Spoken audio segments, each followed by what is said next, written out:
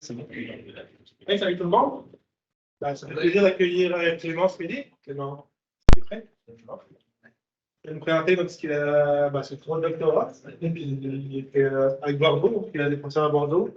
Et puis le côté université, c'est avec Patrice et moi. Il est un talent. Donc, garde-toi. Merci. Bonjour à tous, merci d'être venus. Donc effectivement, comme l'a dit Nicolas, moi je suis un doctorant en co-tutelle de thèse entre l'Université de Sherbrooke et l'Université de Bordeaux. Donc pour l'Université de Bordeaux, je suis à l'Institut de mécanique et d'ingénierie, donc je suis encadré par ces deux personnes que sont donc Michel Castin et Eric Ducasse. Et puis mon sujet de thèse, il parle de méthodes de mesure sans contact d'ondes guidées dans le but de caractériser des matériaux. Donc l'idée, c'est de réaliser des mesures d'ondes guidées et à partir de ces mesures-là, de pouvoir remonter aux propriétés du matériau. Tout ça avec deux principales contraintes, c'est qu'on travaille dans l'air et qu'on aimerait bien travailler de manière unilatérale, donc c'est-à-dire avec tout le setup expérimental du même côté du matériau. Et, donc rapidement, un petit... ça va bien. Voilà. Donc je vais vous expliquer pourquoi, donc qu'est-ce qui motive en fait ces travaux, donc tout le contexte qu'il y a derrière l'étude et donc quelles sont nos motivations pour poursuivre le travail, qu'est-ce qu'il y a à développer en fait. Ensuite, je vais vous expliquer comment on fait pour mesurer des ondes guidées donc dans l'air de manière unilatérale. Donc je vous présente une méthode pour le faire. Il existe d'autres méthodes pour le faire, mais moi je vous présente donc une méthode sur laquelle on a pu travailler. Puis ensuite, je vais vous expliquer comment à partir de ce bloc-là, donc à partir des mesures, on arrive à faire de la caractérisation. Donc là, c'est l'aspect c'est un peu le dur de la présentation. C'est là où on va parler donc de post-traitement de données, donc d'établissement de problèmes inverses et résolution de problèmes inverses par algorithme d'optimisation. Puis enfin, avec tout ça, on ira vers la fin de la présentation et donc je vous présenterai donc les quelques conclusions de ce travail et donc les perspectives qu'on envisage donc pour la fin de la thèse. Donc rapidement, le contexte de l'étude, il se base sur une observation, c'est qu'il y a de plus en plus de structures collées, que ce soit dans le domaine aéronautique ou dans bien d'autres domaines. Mais là, je prends le domaine aéronautique et par exemple, ici, on a donc un réacteur et puis ici, une aube de réacteur. Dans une aube de réacteur et même dans d'autres pièces, on peut rencontrer des structures de ce type-là. Donc ça, c'est des structures qui sont collées. L'avantage des structures collées, c'est qu'en fait, elles présentent donc un poids qui est plus faible que les structures liées avec des rivets ou avec des vis. Mais ça implique d'autres problèmes, notamment au niveau de la colle, puisque la colle, elle peut présenter des problèmes et en fait créer une mauvaise adhésion entre, par exemple, le composite et le titane. De plus, pourquoi c'est intéressant d'avoir ce type de structure, c'est que c'est robuste à énormément de scénarios différents de l'humidité, chaleur, contraintes mécaniques élevées, etc. Puis comme on parle de réacteur d'avion, donc qui est probablement lié à un avion et qu'il y a des passagers dans un avion, eh bien, donc il y a un aspect de santé et de sécurité des passagers. Il faut que toutes ces pièces-là soient sûres et qu'on puisse quantifier les endroits où il y a des problèmes en fait potentiellement dans le collage ou même dans les autres strates de ce multicouche. Donc pour ça, en fait, ce qu'on fait, c'est qu'on peut utiliser des ultrasons. Donc les ultrasons, c'est des sons qui se propagent à des fréquences supérieures à 20 kHz. Et donc, on peut aller inspecter ici, de manière non destructive, ce qui se passe dans l'adhésif. Et donc, nous, on est du côté évaluation non destructive, et donc on va chercher à évaluer les propriétés mécaniques de cet adhésif-là. Et en fait, en faisant une cartographie des propriétés d'un adhésif dans une aile d'avion entière, par exemple, on est capable de déceler des différences en propriétés mécaniques qui peut déceler un potentiel défaut, notamment une mauvaise réticulation de la colle ou un endroit où il y a des porosités dans la colle, ce genre de choses. Donc, ça pourrait nous renseigner sur un état de santé de structure, en fait. Ok, donc comment on fait ensuite pour mesurer ça donc, par ultrason? Donc il existe plusieurs méthodes pour faire des mesures non destructives. Donc il y a des techniques basées sur le laser. Donc le laser, il peut être utilisé de deux manières différentes, soit pour générer des ondes, des ultrasons dans un matériau, donc avec notamment l'effet thermoélastique. Le problème que l'effet thermoélastique, il peut localement venir réchauffer la structure, ce qui peut en fait directement l'endommager. Ou alors on peut s'en servir comme méthode de mesure d'ondes ultrasonores dans une aube de réacteur, par exemple, ou dans tout autre type de structure. Ce qui est avantageux, c'est qu'on n'a pas besoin de milieu de couplage, que c'est des mesures qui sont quand même une relativement large bande, que c'est quasiment ponctuel. Le problème, c'est qu'en général, ce type de setup-là, ça nécessite une précision assez importante, puisqu'on parle de montage optique, et également, c'est en général beaucoup plus cher que d'autres types de méthodes ultrasonores. De l'autre côté, on a des méthodes qui sont un peu moins onéreuses, mais qui nécessitent, par exemple, de plonger la pièce qu'on veut analyser dans une cuve à ondes. Donc, le principal problème, on comprend tout de suite, c'est que là, ça va bien parce que la pièce est petite, on peut la placer dans une cuve à ondes, mais qu'à priori, on va avoir du mal à faire des mesures si on a une pièce plus grande. Notamment, si on va analyser tout un Airbus A380, bah, il va falloir trouver une piscine qui fasse la taille d'un Airbus A380. Et donc, ça peut tout de suite être beaucoup plus compliqué. Donc, c'est pour ça qu'on a besoin de développer des techniques qui sont donc moins coûteuses et qui sont finalement moins contraignantes. Donc, techniquement, typiquement, ce sont des techniques qui vont pas nécessiter de milieu de couplage, qui potentiellement vont être rapides et donc peu chères, et donc finalement commodes pour des mesures in situ. Donc, c'est-à-dire qu'on pourrait imaginer un setup expérimental pour venir faire des mesures directement sur notre Airbus, mais sans avoir à le plonger dans l'eau ou quoi que ce soit. Donc pour ça, il y a eu des améliorations dans les ultrasons aériens. Et donc, il y a eu différents types de méthodes qui impliquent des ultrasons aériens qui ont été développés pour justement pallier à tous ces problèmes qu'on vient d'évoquer. Donc, on a l'utilisation d'ondes de volume, par exemple, pour faire des mesures à travers le matériau. Donc, en fait, c'est exactement le même type de setup que dans le cas de l'immersion, sauf qu'en fait, le milieu de couplage ici, c'est l'air. L'avantage, c'est que on enlève le milieu de couplage. Le problème, c'est qu'en général, dans l'air, on a d'autres problèmes qui sont liés à la propagation des ultrasons dans l'air. Notamment, donc, on va avoir de faibles rapports signaux à bruit. Et également, on va avoir principalement des setups qui sont comme ça donc en transmission, donc avec l'émetteur et le récepteur de chaque côté de notre pièce. Et ensuite, on a l'utilisation d'ondes guidées. Donc, l'utilisation d'ondes guidées, ça présente plusieurs avantages. Déjà, parce qu'on peut mettre beaucoup plus facilement que dans ce cas-là l'émetteur et le récepteur du même côté. Ce que ça veut dire, c'est que dans un contexte industriel, eh bien, en fait, on n'a pas forcément besoin d'accéder à derrière la pièce pour aller placer notre récepteur. Donc ça, c'est quand même un gros avantage. Et également, les ondes guidées sont des ondes qui se propagent sur de très longues distances, donc qui sont porteuses d'informations déjà sur de très longues distances, mais en plus dans toute l'épaisseur du matériau, parce que c'est des ondes qui se propagent vraiment dans l'épaisseur de celui-ci. Et en plus, ce que je n'ai pas évoqué, c'est qu'ici, on utilise des ondes longue dites de volume. Donc, on a deux ondes de volume qui se propagent pour des matériaux isotropes. Mais quand on a des ondes guidées, on a toujours au moins deux ondes qui se propagent dans un matériau. Donc, on se dit, les ondes guidées, c'est super chouette parce que ça répond quand même à pas mal de problématiques. On peut s'en servir dans l'air, on peut mettre tout le setup du même côté. On n'a pas de milieu de couplage, on a des ondes qui sont quand même assez faciles à générer et à mesurer. Donc maintenant, qu'est-ce que c'est des ondes guidées? En fait, les ondes guidées, c'est juste une association d'ondes longitudinales et transversales qui, au bout d'un moment, se combinent pour donner donc, une onde guidée qui va se propager donc, dans l'épaisseur du matériau. Les ondes guidées, il y en a plusieurs, en fait, il y en a plusieurs sortes, et nous, on utilise des ondes de Land. Et en fait, les ondes de Land, c'est un type d'onde qui est modal, donc qui comporte plusieurs modes de Land. Et pourquoi elles sont utiles pour la caractérisation? Tout simplement parce que leur caractéristique modale, donc ici, ce qu'on trace en trait plein, c'est donc le nombre d'ondes en fonction de la fréquence pour les différents modes de Land, donc pour les traits pleins. Et donc, en fait, ce qu'on peut voir, c'est que ces traits pleins, ils répondent à cette équation-là. Et en fait, cette équation-là, on peut montrer qu'on arrive à lier directement la vitesse au module du matériau, aux propriétés du matériau. Tout comme les ondes de volume sont liées au module du matériau, les ondes de Land sont également liées au module du matériau. Donc, si on arrive à mesurer des vitesses, on va être capable de remonter aux propriétés matériaux. Donc, je parle de propriétés mécaniques du matériau, mais également les propriétés géométriques, parce qu'ici, on a quand même la masse d'oubli qui est cachée quelque part, ainsi que l'épaisseur du matériau. Et également, ce qui est aussi intéressant avec ces ondes-là, c'est que c'est des ondes dispersives, c'est-à-dire que leur vitesse dépend de la fréquence.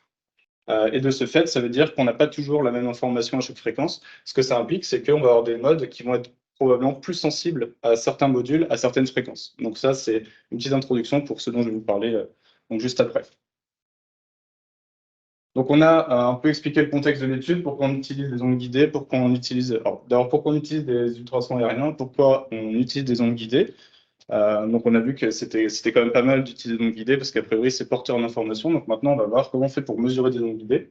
Et on va tout de suite commencer par identifier les modes de Land qui sont sensibles. Donc qu'est-ce qu'un mode sensible? Donc un mode sensible, c'est un mode qui va... Merde, pardon. Voilà. Un mode sensible, c'est un mode qui va être très très lié à une propriété matériau. Comme j'ai dit juste avant, il y a des modes qui vont être plus sensibles que d'autres. Et donc, nous, on va chercher à identifier quels sont ces modes-là. Parce que si on arrive à les identifier, on va être capable de les mesurer, on va être capable de dire que ce mode-là, on va pouvoir quantifier en fait de combien il est sensible, si on veut. Et donc, ça nous fait répondre à cette question-là. En gros, de combien on change la propriété modale du nombre de Land. Donc, par exemple, de combien change son nombre d'ondes quand on change le paramètre par X%. La réponse à cette question, c'est calcule la dérivée, et puis tu verras bien. Donc, pour calculer la dérivée, on prend cette équation-là, puis on la dérive par rapport aux propriétés qui nous intéressent. Donc, là, je vais introduire deux nouvelles choses. Donc, c'est C1, C6, ce sont deux propriétés matériaux, ce sont les deux seules propriétés matériaux indépendantes pour un matériau isotrope. C'est équivalent, si on veut, du module de Young et du coefficient de Poisson. Donc, si on applique ça, on applique ces dérivées-là pour le cas de la dérivée par rapport à C1, C6, 6 et l'épaisseur, on obtient des jolies expressions comme ça. Donc, dans l'état actuel des choses, on ne peut pas en faire grand-chose, mais on arrive à expliciter la dérivée de manière analytique, ce qui fait que si on arrive à l'expliciter de manière analytique, on peut la tracer de manière très facile. Donc ici, on trace la dérivée. Donc on trace d'abord le nombre d'ondes en fonction de la fréquence, donc c'est 4 fois le même graphe si on veut. Et dessus, on vient ajouter une couleur, et la couleur représente en fait la valeur de la dérivée du nombre d'ondes par rapport à ce paramètre-là. Donc en gros, ce qu'on regarde, c'est plus on a une couleur qui est sombre, plus on a un mode qui est sensible. Donc ce qu'on voit, c'est qu'il y a des modes, par exemple, qui sont très sensibles à tous les paramètres. Ce mode-là, le dernier à se propager, est très sensible à tous les paramètres. De la même manière, on a des modes qui ne sont pas sensibles à tous les paramètres. Par exemple, celui-ci, le premier, lui, il n'est pas sensible à ce paramètre-là, donc il n'est pas sensible à C1. Par contre, il est sensible à C6, au rho et l'épaisseur. Donc en fait, comme ça, on arrive à dresser un petit bilan de qui est sensible, qui n'est pas sensible. Et puis on peut faire une étude un peu comme ça, un peu binaire, dire plus on a une couleur de gris qui est foncée, plus le mode est sensible. Donc c'est juste, oui, il est sensible, non, il n'est pas sensible. Et donc comme ça, on peut dresser, regarder mode par mode, qui est sensible, qui n'est pas sensible. Ça nous permet de dire que pour notre matériau, pour ce cas-là, en fait, tous les modes dans la bande de fréquence, ils sont intéressants parce qu'ils sont tous au moins sensibles à un paramètre. Donc on peut se dire, on est bien avancé, on fait une étude de sensibilité pour identifier les modes sensibles. En fait, ils sont tous sensibles. Oui. Donc maintenant, on va voir, une fois qu'on a identifié ces modes-là, comment on fait pour générer une onde guidée dans un matériau. Donc en fait, ça se base sur la loi de Snell-Descartes, qui dit que si on a une onde qui arrive avec une incidence θi dans un milieu de célérité C0, en fait, il va y avoir deux ondes réfractées, donc dans un matériau isotrope, réfractées avec deux angles, θL, θt, et avec donc le angle θL, θt qui dépendent bien sûr des propriétés du matériau. Si maintenant on se rappelle ce que je disais tout à l'heure, une onde de lambda, c'est une onde qui se propage dans le matériau, donc ça veut dire que son angle de réfraction est de 90 degrés. Donc si on applique ça à cette loi-là, en fait on obtient directement cette expression. Donc ça veut dire, si on retravaille un petit peu cette expression-là, que pour pouvoir générer une onde guidée dans un matériau, il faut que l'angle de coïncidence corresponde avec l'angle de coïncidence d'un mode de lambda. Comme je vous l'ai dit tout à l'heure, c'est des modes qui sont dispersifs. Donc ça veut dire que cette valeur-là, c'est lambda, la vitesse de phase des ondes de lambda, elle dépend de la fréquence.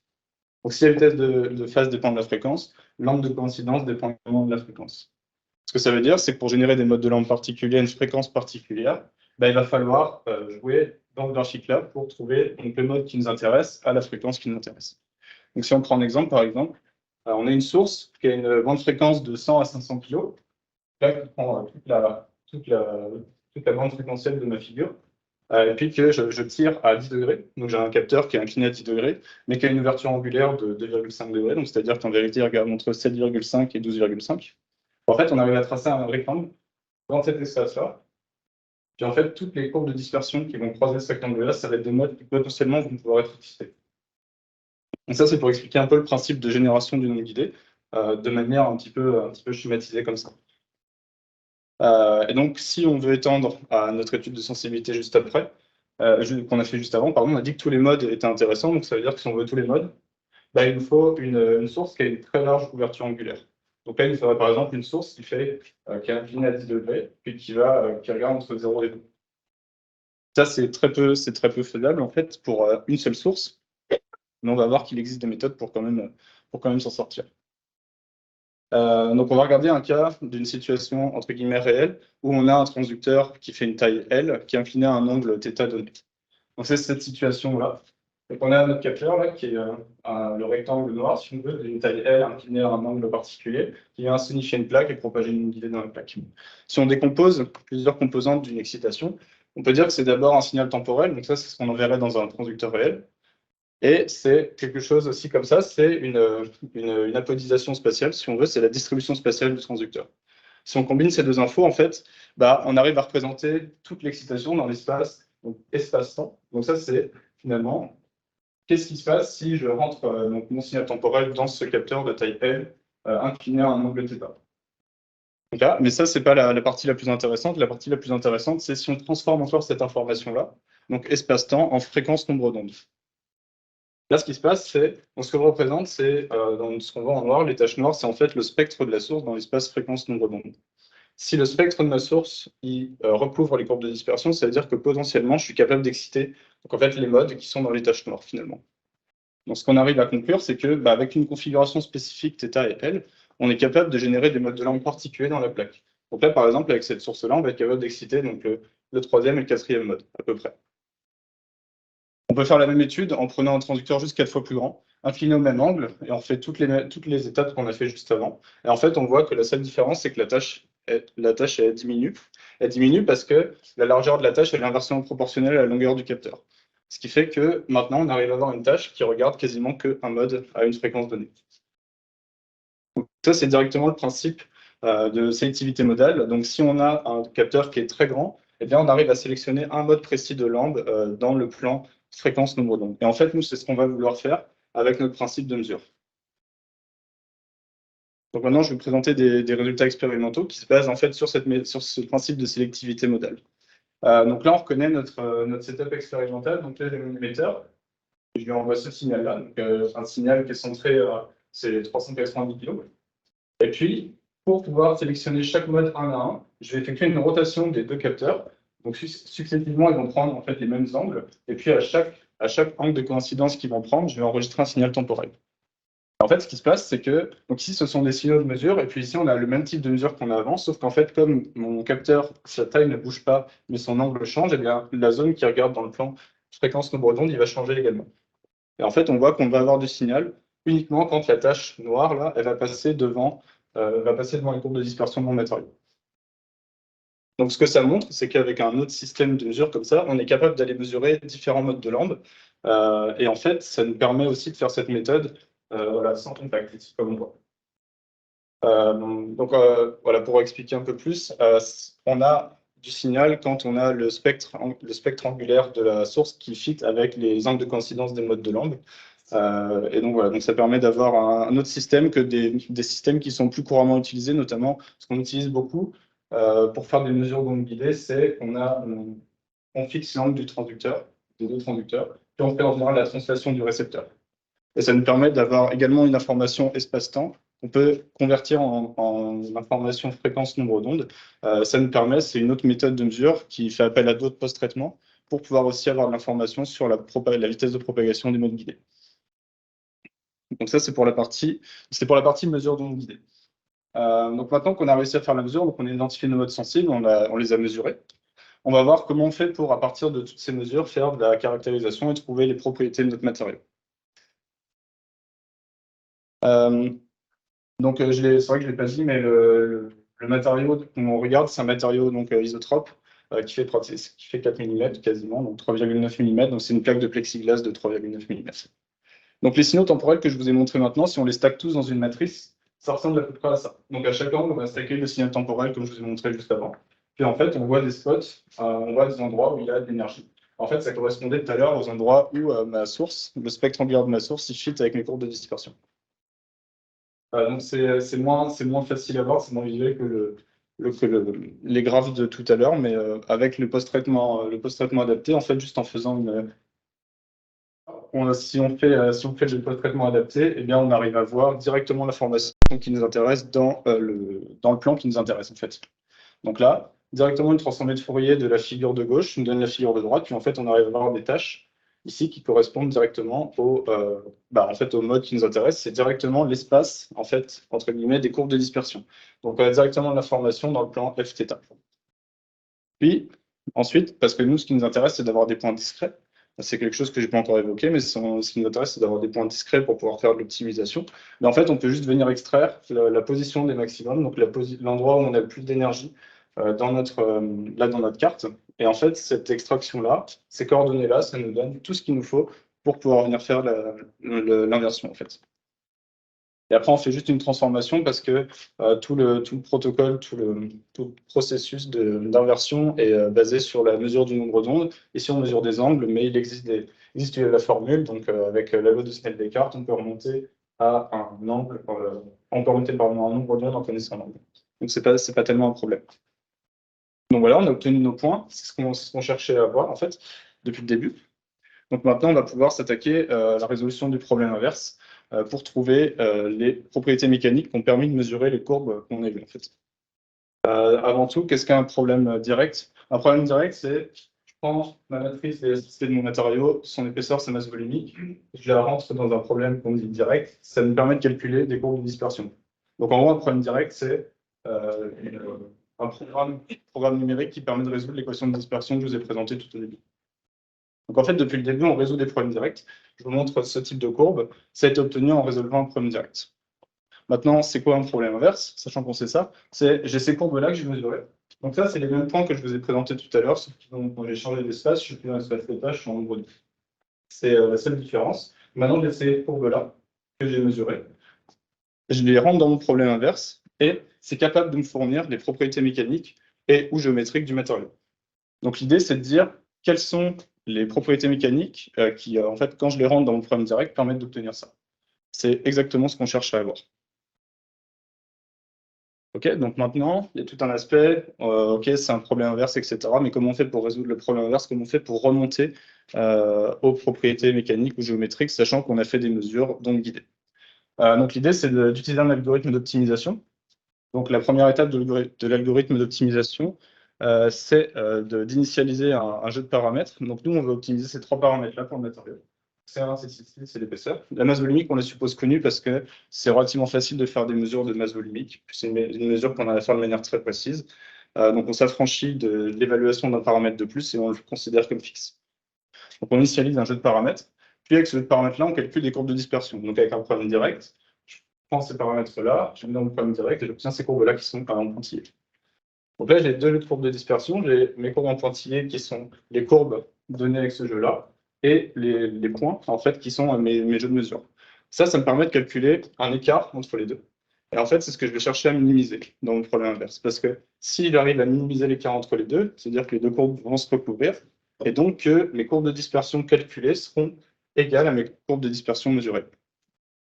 Et comme c'est moi qui dis ce que je mets à l'entrée du problème direct, et ben je connaîtrai alors les propriétés mécaniques qui m'intéressent. Donc pour faire ça, l'étape la plus importante, en fait, c'est celle-ci. Donc on peut approximer cette équation-là avec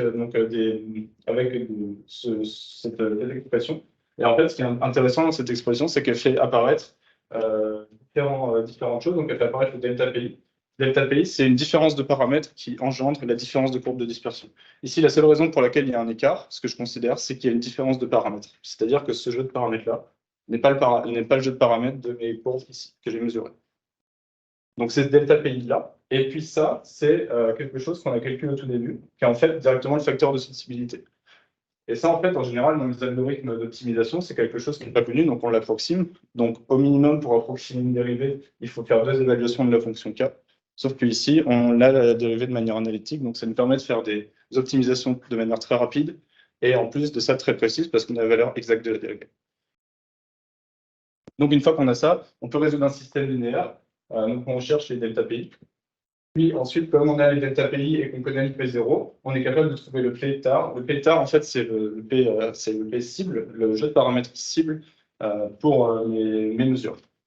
Donc on est capable de résoudre ça, mais on ne peut pas le faire directement. Donc on doit évaluer un critère d'arrêt. En général, le critère d'arrêt, c'est juste qu'on va évaluer l'écart delta K. S'il est relativement petit, on va dire que c'est bon, on est arrivé au bout de notre processus d'inversion. Si ce n'est pas le cas, mais en fait, on recommence. C'est juste qu'à la fin, on initialise le P0 qui était là à la dernière valeur qu'il a trouvée. Et en fait, par approximation successive, comme ça, on va pouvoir se rapprocher et réduire en fait cette valeur-là, delta K. Et puis à la fin, quand c'est terminé, quand le critère d'arrêt est rencontré, ben, en fait, on a trouvé que le P-target, donc ce qu'on cherche, c'est en fait la dernière évaluation, le dernier bloc, ce sont les propriétés mécaniques de mon matériel. Et donc ici, on obtient donc, Donc le trait plein, c'est le nombre d'ondes calculé avec ses propriétés mécaniques optimisées, puis ça recouvre assez bien donc, bon, le nombre d'ondes mesurées. Donc si on parle maintenant côté résultat, donc là je vous affiche cette figure-là. Donc là il y a 3 couches sur cette figure-là. La première couche c'est donc juste la FFT, le résultat post-traitement brut. On a les mesures qui sont l'extraction des points jaunes, des points d'énergie maximum en fait dans cette graphe-là. Et on ajoute encore en plus les courbes de dispersion calculées avec les propriétés optimisées. Ce sont les courbes blanches. En fait, ce qu'on voit, c'est que, on l'avait vu un petit peu sur le graphique d'avant, mais c'est que nos courbes blanches, là, elles se superposent super bien sur les tâches jaunes. Donc finalement, les courbes de dispersion qu'on a réussi à optimiser, eh bien, elles fit pas mal avec ce que nous on a mesuré. Donc on peut dire que on a réussi à trouver les propriétés du matériau. On a réussi à trouver les propriétés mécaniques du matériau, mais aussi une des propriétés géométriques qui est son épaisseur. Donc si on regarde un petit peu au niveau des résultats, ce que ça donne, donc ici c'est la valeur du jeu initial de paramètres, donc qui est quand même relativement éloigné de ce que nous on arrive à optimiser.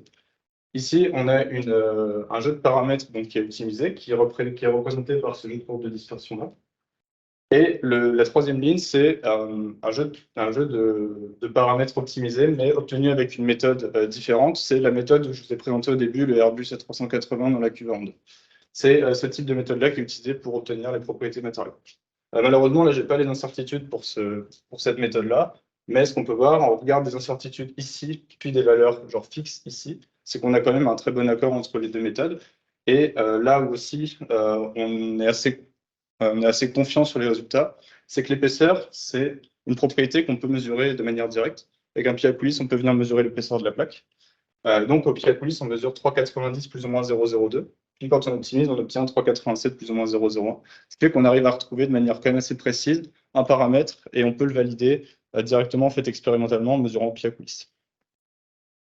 Puis de même, cette méthode-là en immersion, c'est une méthode qui est quand même validée depuis quand même de pas mal d'années, qui a été utilisée sur pas mal de cas, des composites, des tricouches, etc.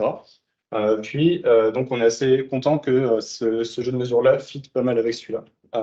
Donc c'est quand même assez rassurant pour nous et puis pour la suite des travaux en fait. Donc voilà, on arrive sur la fin de la présentation. Donc en conclusion, donc la méthode de mesure, elle utilise le principe de sélectivité modale pour générer et détecter plusieurs modes guidés. Donc cette méthode-là, ça permet des mesures quand même faciles. On mesure, il me semble que c'est quelque chose comme 200 points. On fait une mesure en 200 points, puis on le fait de manière unilatérale, sans contact. Donc ça répond quand même à pas mal de critères qu'on avait évoqués au début, pas mal de verrous en fait. Ensuite, au niveau optimisation, ce qu'on utilise comme algorithme d'optimisation, ça va également super vite, puisqu'on arrive à calculer de manière analytique les valeurs de la dérivée. Et enfin, la cerise sur le gâteau, c'est que l'estimation des propriétés, elle est précise et elle colle pas mal avec celle qu'on a obtenue par une méthode qui a été vraiment vérifiée. Donc, ça nous rend vraiment confiance sur les résultats d'optimisation, en tout cas pour cette plaque-là. Puis donc en perspective, donc ce qu'on pourrait faire, c'est utiliser d'autres types de setup expérimentaux sans contact. Ce que je vous ai dit au début, c'est que je vous en présente un, mais il existe d'autres manières de faire de la génération, détection d'ondes guidées sans contact. Et donc notamment pour utiliser des capteurs qui ont une ouverture angulaire plus large. Donc finalement un peu le contraire de ce qu'on vient de présenter ici, pour mesurer plusieurs modes de langue.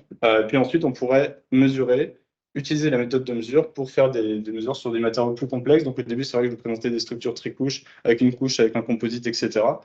Ça, on pourrait essayer de l'utiliser sur des structures multicouches ou des composites ou un assemblement des deux, du composite dans un multicouche, etc. Donc voilà, c'est tout pour moi. Merci.